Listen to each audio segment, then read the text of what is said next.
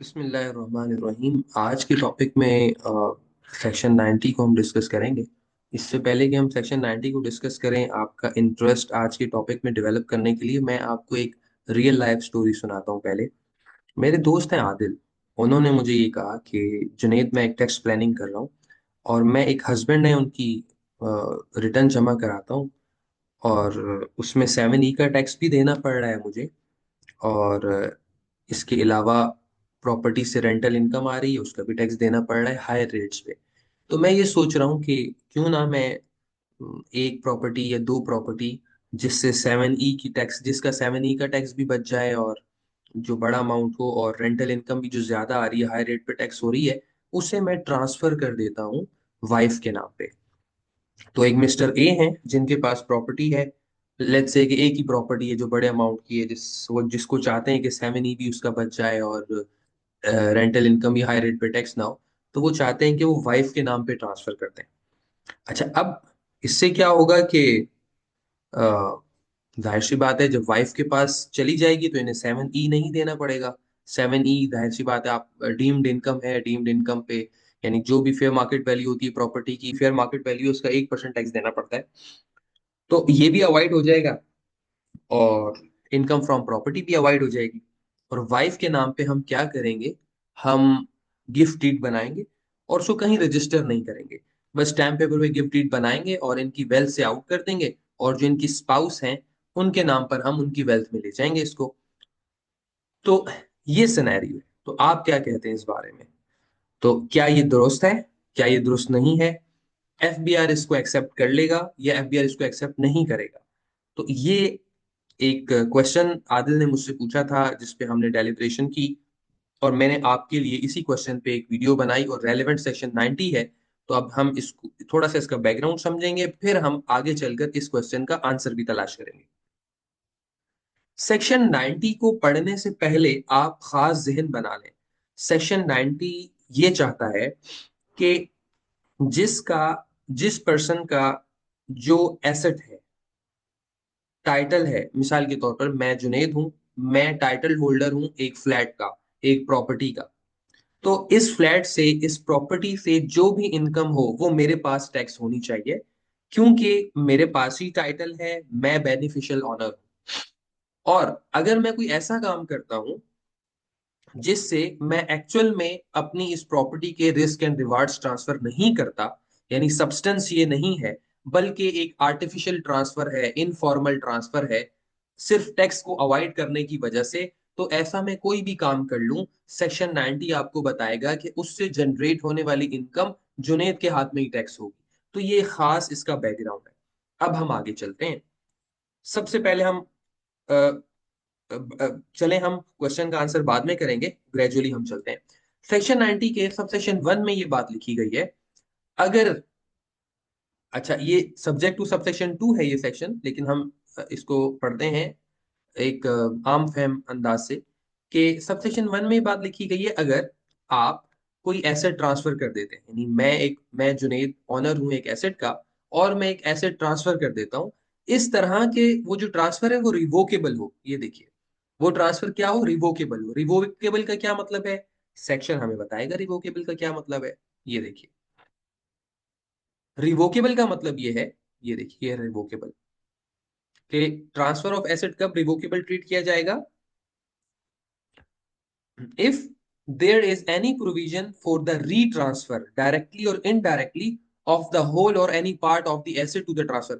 मतलब ये है कि आपने एक दफा ट्रांसफर कर दिया है टाइटल, लेकिन आप उस टाइटल को रिक्लेम कर सकते हैं, तो इसको रिवोकेबल ट्रांसफर कहते हैं। अब फॉर एग्जांपल, मैंने अपने भाई को एक प्रॉपर्टी ट्रांसफर कर दी, इस अंदाज से की है कि उसमें एग्रीमेंट में ये है कि मैं बाद में भी इसकी ओनरशिप क्लेम कर सकता हूं अपने भाई से, तो ये रिवोकेबल ट्रांसफर हुआ। तो ठीक है, आपने तो कर दिया, लेकिन ऑर्डिनेंस ये कहता है सेक्शन 90 कि इस ट्रांसफर के नतीजे में उस प्रॉपर्टी से रिलेटेड जो भी इनकम जनरेट होगी, वो जुनेद के भाई के हाथ में टैक्स नहीं होगी, बल्कि जुनेद के हाथ में ही टैक्स होगी, क्योंकि ये रिवोकेबल ट्रांसफर है। और सब सेक्शन 2 को आप देखेंगे तो और क्लैरिफाई हो जाएगा आपको। सब सेक्शन 2 में ये कहता है कि हाँ, अगर आपका ट्रांसफर ऐसा है जो नॉट रिवोकेबल है, ये देखिए, नॉट रिवोकेबल, और फिर कहते हैं during the life time of person, यानी जो ट्रांसफर है जुनेद इकबाल, वो अपनी एक इमूवेबल प्रॉपर्टी अपने भाई को ट्रांसफर कर देता है, और वो ट्रांसफर इस तरह करता है कि ये नॉन रिवोकेबल ट्रांसफर है और लाइफ टाइम के लिए। इसका मतलब क्या हुआ, मैंने एक प्रॉपर्टी का टाइटल जो मेरे पास था और उसका बेनिफिशियल ऑनर भी मैं था। अच्छा, टाइटल होना अलग बात होता है, बेनिफिशियल ऑनर अलग बात होता है। फॉर एग्जाम्पल, मेरे मुलाजिम के नाम मेरे पास पैसे थे, हम इंशाल्लाह अगली मैं कोशिश कर रहा हूँ वीडियो बेनामी ट्रांजेक्शन पे बनाऊं। उसमें आप देखेंगे एक मिस्टर ए होता है, उसके पास पैसे होते हैं और वो क्राइम प्रोसीड होती है, वो चाहता है कि उस पैसे को छुपा के रखे, वो अपने मुलाजिम के नाम पे एक प्रॉपर्टी ले लेता है, ठीक है, और रहता खुद उसके अंदर है, मुलाजिम के नाम पे सिर्फ टाइटल होता है। तो टाइटल मुलाजिम के नाम पे है, लेकिन बेनिफिशियल ऑनर उस प्रॉपर्टी से जो फायदा उठा रहा है वो खुद मिस्टर ए उठा रहा होता है। तो बेनिफिशियल ऑनर होना एक अलग बात है, टाइटल होल्डर होना एक अलग बात है। नॉर्मल सर्कमस्टेंसेस, जब नॉर्मल एक आदमी जब एक प्रॉपर्टी खरीदता है तो वही टाइटल होल्डर होता है और वही बेनिफिशियल ऑनर होता है। खैर, ये कॉन्सेप्ट इन डिटेल नेक्स्ट हम वीडियो में डिस्कस करेंगे। तो अब मैंने अपने भाई को ऐसा ट्रांसफर दिया है कि मैं वो टाइटल होल्डर भी मैंने उसे बना दिया, बेनिफिशियल होल्डर भी बना दिया। तो ये जो नॉन रिवोकेबल ट्रांसफर हुआ है ना, अब जो भी इनकम आएगी वो मेरे भाई के हाथ में ट्रांसफर होगी, यानी ट्रांसफरी के हाथ में ट्रांसफर होगी। ये कॉन्सेप्ट समझ आ गया आपको? ओके, अभी तक हमारा सवाल एक, इसमें से कॉन्सेप्ट तो आपको मिल रहे हैं, लेकिन जो सवाल हमने स्टार्ट में लिया था उसका आंसर सबसेक्शन 7 में आएगा। सबसेक्शन 3 देखें, यहां पर ये बात की जा रही है कि अब यहां पर भी जो ट्रांसफरर है एसेट का, उसने क्या किया कि आ, इस तरह ट्रांसफर किया है कि asset remains the property of transfer. अच्छा, उसने ट्रांसफर तो कर दिया है, ठीक है, उसने ट्रांसफर तो कर दी है प्रॉपर्टी, लेकिन इस अंदाज से ट्रांसफर की है कि अभी भी वो प्रॉपर्टी आप ही के पास है। जो मैंने अभी आपको बेनिफिशियल ऑनर वाली स्टोरी सुनाई, ये बिल्कुल फिट आती है बात। आपने मुलाजिम के नाम पे ट्रांसफर कर दी, लेकिन बेनिफिशियल ऑनर तो आप ही हैं अभी भी। जब भी आप मुलाजिम को कहेंगे दोबारा उसे ट्रांसफर ले लेंगे। तो ये समझेंगे क्लॉज 1 वाली बात हो गई, ये रिवोकेबल ट्रांसफर लग रहा है।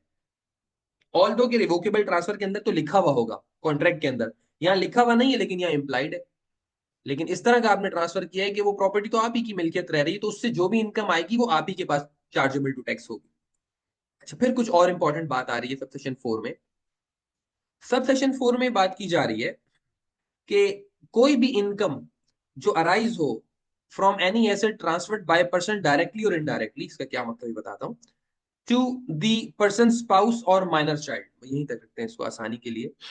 अब ये कह रहे हैं कि आपने क्या किया, आप एक हस्बैंड है, आपने अपनी वाइफ को ट्रांसफर कर दिया प्रॉपर्टी। अब इसका मतलब, ट्रांसफर का मतलब, ये आप के नाम पे एक प्रॉपर्टी थी तो आपने ट्रांसफर कर दी, इसको कहते हैं डायरेक्ट ट्रांसफर। दूसरा ये हो सकता है कि आपने अपनी वाइफ के नाम पर एक प्रॉपर्टी ले ली, फंड्स आपने दे दिए और आपकी वाइफ के नाम पर या आपके माइनर चाइल्ड के नाम पर वो प्रॉपर्टी रजिस्टर हो गई। तो इन दोनों सूरतों के अंदर भी, ऑल दो कि आपने एसेट तो अपनी वाइफ या अपने चाइल्ड के नाम पे रखा है, लेकिन उस एसेट के लिए प्रोवाइडर ऑफ फंड तो आप ही थे, वो आप ही की थी। अच्छा, यहाँ पे ख्याल रखिएगा, ये डिपेंडेंट है, ये वो स्पाउस है जो डिपेंडेंट है, ठीक है। और वो बैकग्राउंड भी याद रखिएगा, यहाँ टैक्स एवेजन को स्टॉप करने के लिए प्रोविजन आया। तो यहाँ जो इंडिपेंडेंट टैक्स पेयर्स हैं उनकी बात नहीं हो रही। अगर इंडिपेंडेंट स्पाउस हैं तो फिर उनकी बात नहीं होगी, वो एक एक्सेप्शन होगी। तो इन्होंने क्या किया, वाइफ के नाम पे ट्रांसफर कर दी प्रॉपर्टी और पैसे अपने पास से दे दिए। तो यहां ये बात की जा रही है कि उससे जनरेट होने वाली इनकम स्टिल आपके हाथ में टैक्स होगी। फॉर एग्जाम्पल, मैं इसकी एग्जाम्पल दूं आपको। फॉर एग्जाम्पल, मैंने क्या किया, मैंने एक प्रॉपर्टी दिला दी अपनी वाइफ को, 1 करोड़ की, उससे रेंटल आ रहा है 60,000 का। मैंने कहा भाई ये तुम्हारा है, तुम अपने अकाउंट में लो खा लो, और मैं टैक्स नहीं करा रहा। ये टैक्स इवेजन है, इसकी जो टैक्सेशन होगी वो मेरे पास होगी। तो ये सबसेक्शन 4 की बात है। ओके। अच्छा, सबसेक्शन 5 में बात की जा रही है, हाँ, 5 में बात की जा रही है, ये सबसेक्शन 4 की एक्सेप्शन है कि हाँ, अगर आपके माइनर चाइल्ड ने या स्पाउस ने फेयर मार्केट वैल्यू आपको पे कर दी, यानी आपसे खरीद लिया, आपको कंसिडरेशन पे कर दी, एडिक्वेट कंसिडरेशन, या आप लोगों के दरमियान में अलैदगी हो गई है तो आप लोगों ने प्रॉपर्टी हस्बैंड ने वाइफ को दे दी है, तो फिर सबसेक्शन 4 वाली बात नहीं होगी। और सबसेक्शन 1 वाली बात भी बहुत रेयर होगी, तो उसी सूरत में होगी वाइफ और हस्बैंड इंडिपेंडेंट हो और कमर्शियल टर्म्स पे एक दूसरे से बात कर ले। तो ये इसके चांसेस रेयर हैं, और अगर ऐसा हो तो ठीक है, ये एक फेयर डील है, इसमें कोई हर्ज नहीं है। तो फिर जाहिर है वाइफ के हाथ में ही जाकर टैक्सेशन होगी। और माइनर चाइल्ड की तो बात होगी नहीं, या माइनर चाइल्ड के पास इतना पैसा है अगर, तो ठीक है, अगर वो भी ऐसा कर लेते हैं, एक फेयर डील बना लेते हैं, वाले साहब से खरीद लेते हैं, तो मेक सेंस। आइए, okay, subsection 6, for the purpose of section, अच्छा, for the purpose clause A of subsection 5, यानी जहां एडिक्वेट कंसिडरेशन की बात हो रही है, वहां ये हो रहा है कि अच्छा, आप इंडिपेंडेंट वाइफ है, आप चाहते हैं कि मैं प्रॉपर्टी उन्हीं को बेच दूं और वो कंसिडरेशन दे दें ताकि हम जो है ना एफबीआर भी बोले हाँ ठीक है तो भाई सेल परचेज हो गई। यहाँ उन्होंने इस चीज को कर्व किया, स्टॉप किया। आप हस्बैंड है, आपने क्या कहा, अच्छा तुम्हारे पास तो पैसा नहीं है, ऐसा करता हूँ मैं तुम्हारे अकाउंट में पैसे डाल देता हूँ, लोन दे देता हूँ तुम्हें, तुम उस लोन से मुझसे प्रॉपर्टी खरीद लो और वो प्रॉपर्टी तुम्हारी हो जाएगी। लॉ ने कहा नहीं, अगर आप ही फंड दे रहे हैं और आप ही से प्रॉपर्टी खरीदी जा रही है तो हम इस चीज को एग्री नहीं करते। आपने ट्रांजेक्शन करनी है कर लें, लेकिन उस इनकम, उस प्रॉपर्टी से जो भी इनकम अराइज होगी वो आप ही की कंसीडर की जाएगी। अब आ जाइए उस सवाल की तरफ जिस सवाल का आंसर क्लॉज नंबर 7 में है। आदिल साहब ने क्या कहा था कि हम वैसे ही बस ट्रांसफर कर देते हैं और गिफ्ट डीड बना देंगे अनरजिस्टर्ड। तो देखिए, अगर इस तरह आप प्लानिंग कर रहे हैं, एक इनफॉर्मल से ट्रांसफर कर रहे हैं, तो सब सेक्शन 7 ये कहता है कि अगर ट्रांसफर फेल हो जाता है, कोई एविडेंस ना मुहैया कर सके किस चीज की, कि वो जो प्रॉपर्टी है उसकी रजिस्ट्रेशन और म्यूटेशन, जो एसेट है उसकी रजिस्ट्रेशन और म्यूटेशन ना हो गई हो। जाहिर बात है रेवेन्यू अथॉरिटीज के पास, लैंड डिपार्टमेंट के पास उसकी पूरी म्यूटेशन, ट्रांसफर, रजिस्ट्रेशन हो गई हो, तो कोई और एसेट भी हो सकता है प्रॉपर्टी के अलावा, तो उसकी अगर कोई जरूरत है रजिस्ट्रेशन की तो वो रजिस्ट्रेशन हो जानी चाहिए। तो इस सूरत में भी उस एसेट से अराइज होने वाली इनकम को ट्रांसफरर के हाथ में ही टैक्स टैक्स टैक्स कराया जाएगा।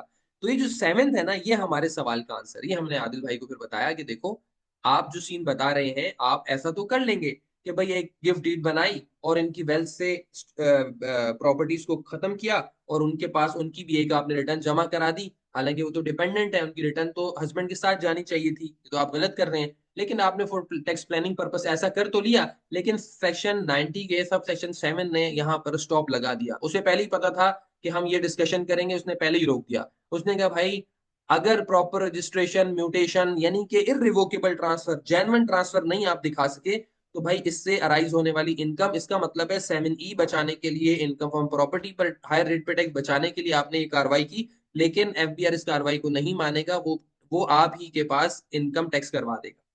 तो ये आज का छोटा सा सेशन था और बहुत जबरदस्त इसके अंदर सवाल उन्होंने उठाया था, इसमें मैंने आपको कुछ अपने कमेंट्स दे दिए। और माइनर चाइल्ड के अंदर जो है मैरिड डॉटर यानी शादीशुदा बेटी शामिल नहीं होती।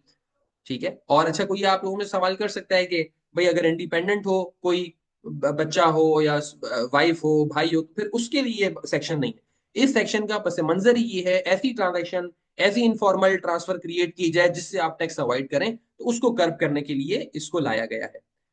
अपना ख्याल रखिए। इनकम टैक्स स्टूडियो की तरफ से अल्लाह हाफिज।